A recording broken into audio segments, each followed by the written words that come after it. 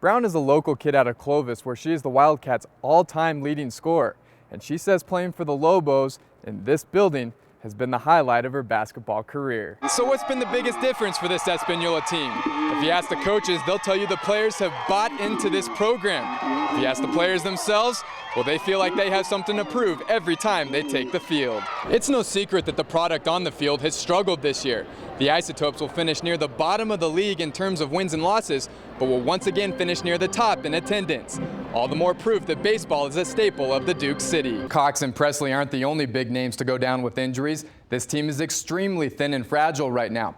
Cole Gauchi injured his hamstring in week 1, only to follow that up with a foot injury against UNLV. He is out for the season. Crusoe Gongbe will also miss the rest of the season with a foot injury. Carlos Wiggins, he's missed time with a hamstring as well as an ankle. The list goes on, and it's been a factor for the players. The score is not really the big story out of the U.S. Open today. No, it's really not. It's really unfortunate because it's happening to a guy where it's happened before, and Jason Day 3 weeks ago had to pull out of the Byron Nelson, and just looking like it's a lingering condition for him. Second round of the U.S. Open Championship today, and the story is, will Jason Day be able to play this weekend? Day collapsed on his final hole of the second round and received medical attention for several minutes before he was able to get up and actually finish his round.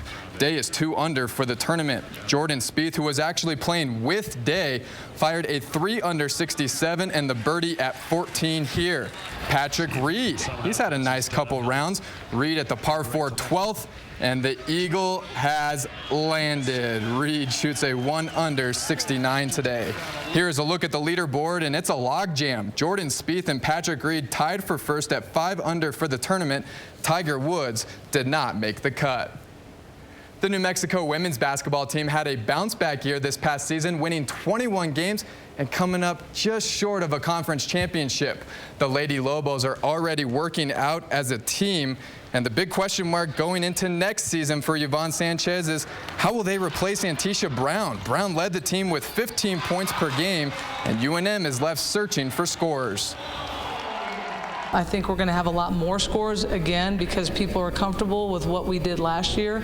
And I think we'll set up our offense as such where people are going to get a shot if they're open. The city of Oakland was celebrating good times today. The Golden State Warriors won their first NBA championship in 40 years by defeating the Cleveland Cavaliers in 6 games earlier this week. It's time for a break, but when we return, the newest member of the 3,000 Hit Club. That's coming up next. Welcome back. The Albuquerque Isotopes dropped game 1 of a 4-game series with Tacoma last night, looking to get back on track tonight. Let's put 40 seconds on the clock and roll the highlights. Topes got it going early. Bottom 1, Matt McBride is flexing his muscles and going yard. 2-run blast for McBride, but Tacoma wins a slugfest 15-10.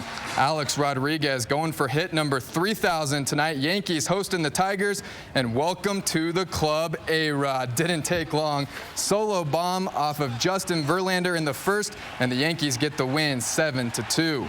Former Cleveland High School standout Blake Swihart and the Red Sox visiting Kansas City tonight.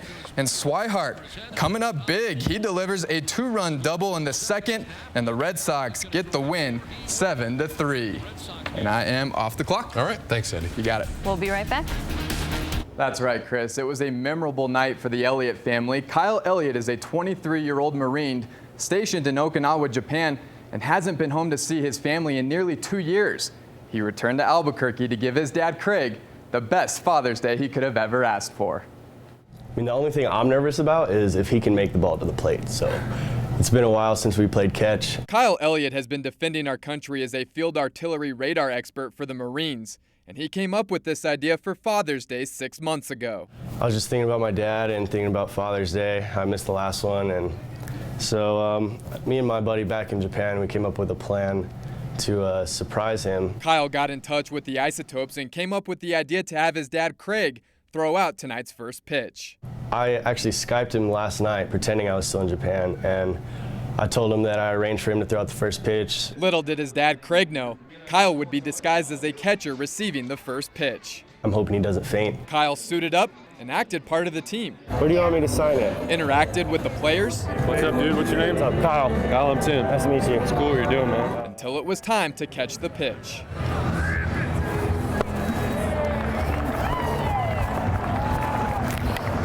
What's up? All right, how you doing?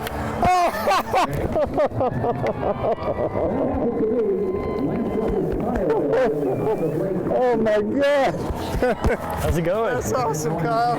How'd you do that? It was a home run for the Elliott family. First, I wasn't sure who it was, and then, all of a sudden, that's my boy. It was one of those moments at the ballpark where you just can't help but smile. I'm glad it all worked out. I'm glad he made it to the plate. So Yeah, I made it to the plate. there you go. Yeah, I've been practicing. There you go. There you go. Really an emotional day over there at Isotopes Park for the Elliots. Kyle is here on leave for the next couple weeks before he returns to Japan on July 8th. Craig and his wife Wendy could not be more thankful to have their son home, even if it is just for a little while. Back to you.